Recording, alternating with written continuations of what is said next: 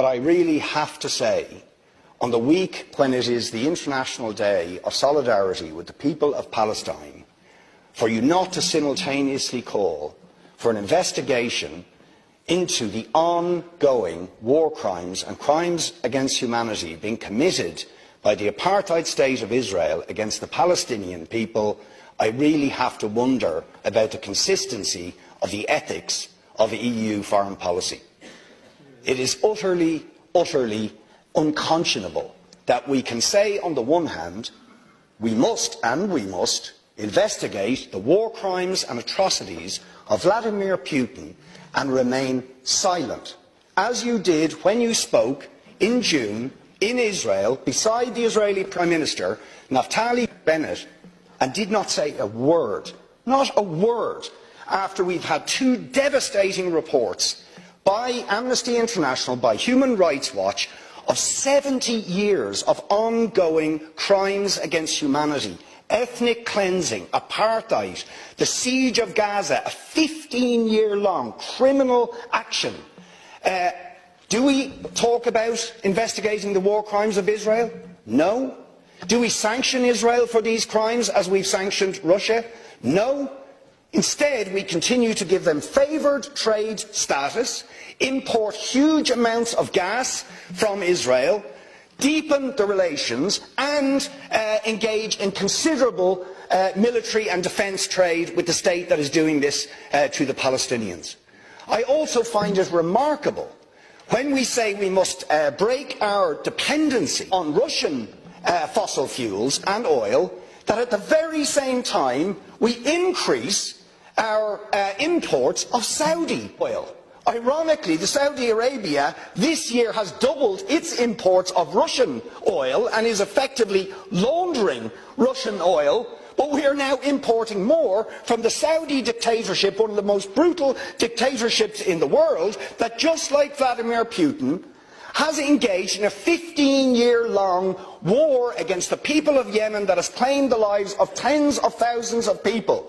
And leading European states continue to arm that regime. Indeed, you yourself in 2015 went over and signed a defence arrangement with Saudi Arabia when you were Minister for Defence in Germany. If we are going to condemn, as we must, the war crimes of Putin, we must simultaneously condemn all war crimes, all crimes against humanity, even when they are committed by people that the European Union perceives as allies like Israel or Saudi Arabia or those that arm and support them.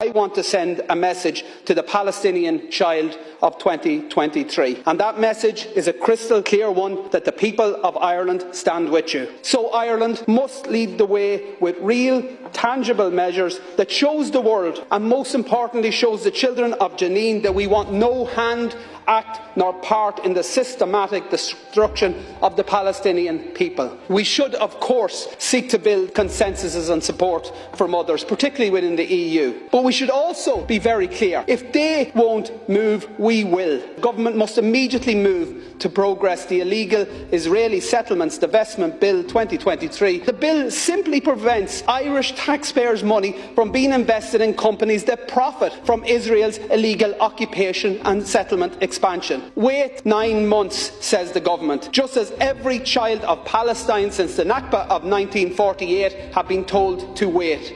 Likewise, when it comes to recognising the state of Palestine, the official position of this House, wait, says the government. For the Palestinians, it is always a waiting game. Meanwhile, our government complies with EU accelerated procedures when it suits Israel. Israel actually enjoys what is officially called a preferential trading relationship with the European Union that is worth billions of euro in trade to a state that ignores, disregards and breaches UN resolutions and international law every single day. Why don't we tell Israel to wait? to wait until they comply with international law, to wait until they end their occupation, their annexation, their illegal expansion of illegal settlements and their ongoing brutal apartheid of the Palestinian people, or to wait until they engage constructively with their Palestinian neighbours and reach a peace settlement that upholds the rights of the Palestinian people to their dignity, to their human rights, to their own state, free from apartheid, free from occupation, free from military aggression. Because it is simply not conceivable to tell another generation of Palestine children that they must wait. It is time for the world to act. But Taoiseach, it is time for Ireland to lead the way.